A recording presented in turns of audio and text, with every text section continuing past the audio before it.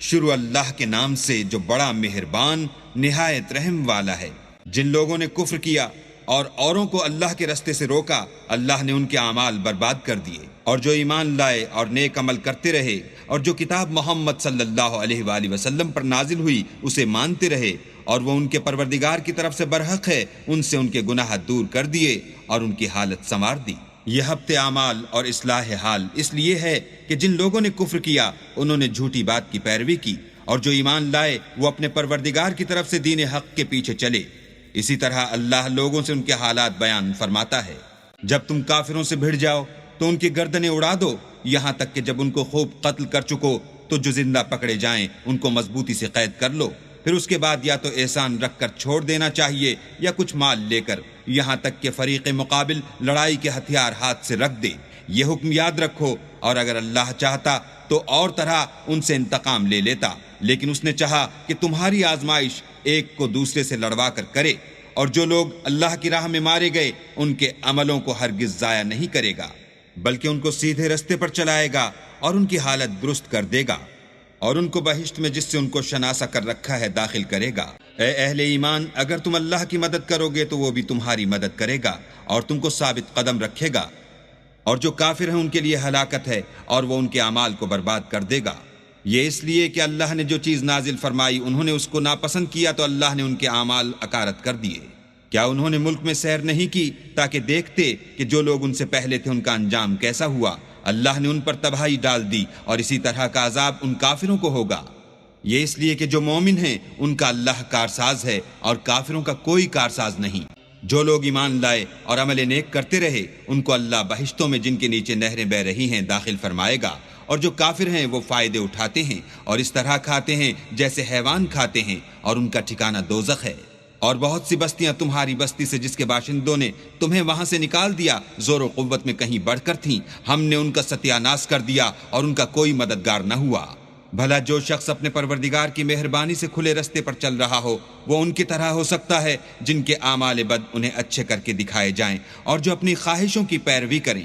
جنت جس کا پرہیزگاروں سے وعدہ کیا جاتا ہے اس کی صفت یہ ہے کہ اس میں پانی کی نہریں ہیں جو بو نہیں کرے گا، اور دودھ کی نہریں ہیں جس کا مزہ نہیں بدلے گا، اور شراب کی نہریں ہیں جو پینے والوں کے لیے سراسر لذت ہے، اور شہد مصفہ کی نہریں ہیں جو حلاوت ہی حلاوت ہے، اور وہاں ان کے لیے ہر قسم کے میوے ہیں اور ان کے پروردگار کی طرف سے مغفرت ہے۔ کیا یہ پرہیزگار ان کی طرح ہو سکتے ہیں جو ہمیشہ دوزخ میں رہیں گے اور جن کو کھولتا ہوا پانی پلایا جائے گا تو ان کی انتڑیوں کو کاٹ ڈالے گا؟ اور ان میں بعض ایسے بھی ہیں جو تمہاری طرف کان لگائے رہتے ہیں یہاں تک کہ سب کچھ سنتے ہیں، لیکن جب تمہارے پاس سے نکل کر چلے جاتے ہیں تو جن لوگوں کو علم دین دیا گیا ہے ان سے کہتے ہیں کہ بھلا انہوں نے ابھی کیا کہا تھا؟ یہی لوگ ہیں جن کے دلوں پر اللہ نے مہر لگا رکھی ہے اور وہ اپنی خواہشوں کے پیچھے چل رہے ہیں، اور جو لوگ ہدایت یافتہ ہیں ان کو وہ ہدایت مزید بخشتا ہے اور پرہیزگاری عنایت کرتا ہے۔ اب تو یہ لوگ قیامت ہی کو دیکھتے ہیں کہ ناگہاں ان پر آ واقع ہو، سو اس کی نشانیاں وقوع میں آ چکی ہیں، پھر جب وہ ان پر آ نازل ہوگی اس وقت انہیں نصیحت کہاں مفید ہو سکے گی۔ بس جان رکھو کہ اللہ کے سوا کوئی معبود نہیں، اور اپنے گناہوں کی معافی مانگو، اور مومن مردوں اور مومن عورتوں کے لیے بھی، اور اللہ تم لوگوں کے چلنے پھرنے اور ٹھہرنے سے واقف ہے۔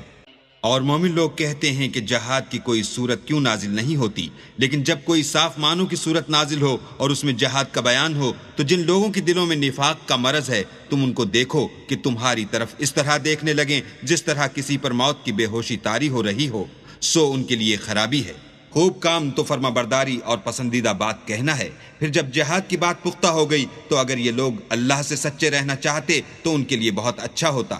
اے منافقو، تم سے عجب نہیں کہ اگر تم حاکم ہو جاؤ تو ملک میں خرابی کرنے لگو اور اپنے رشتوں کو توڑ ڈالو۔ یہی لوگ ہیں جن پر اللہ نے لعنت کی ہے اور ان کے کانوں کو بہرا اور ان کی آنکھوں کو اندھا کر دیا ہے۔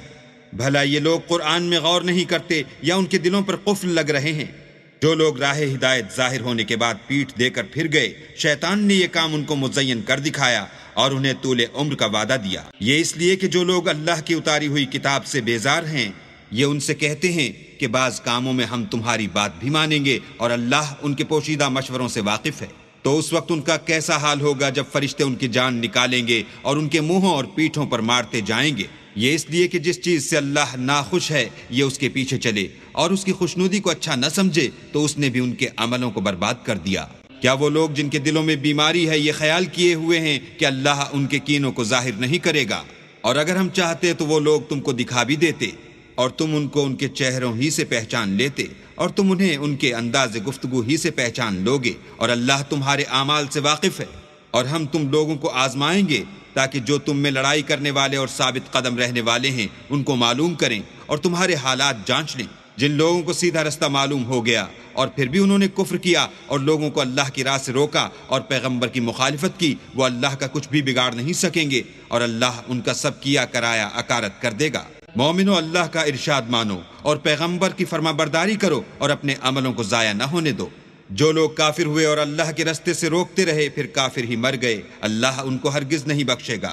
تو تم ہمت نہ ہارو اور دشمنوں کو صلح کی طرف نہ بلاؤ، اور تم تو غالب ہو اور اللہ تمہارے ساتھ ہے، وہ ہرگز تمہارے اعمال کو کم اور گم نہیں کرے گا۔ دنیا کی زندگی تو محض کھیل اور تماشا ہے، اور اگر تم ایمان لاؤ گے اور پرہیزگاری کرو گے تو وہ تم کو تمہارا اجر دے گا اور تم سے تمہارا مال طلب نہیں کرے گا۔ اگر وہ تم سے مال طلب کرے اور تمہیں تنگ کرے تو تم بخل کرنے لگو، اور وہ بخل تمہاری بدنیتی ظاہر کر کے رہے۔ دیکھو تم وہ لوگ ہو کہ اللہ کی راہ میں خرچ کرنے کے لیے بلائے جاتے ہو، تو تم میں ایسے شخص بھی ہیں جو بخل کرنے لگتے ہیں، اور جو بخل کرتا ہے اپنے آپ سے بخل کرتا ہے، اور اللہ بے نیاز ہے اور تم محتاج۔ اور اگر تم منہ پھیرو گے تو وہ تمہاری جگہ اور لوگوں کو لے آئے گا، اور وہ تمہاری طرح کے نہیں ہوں گے۔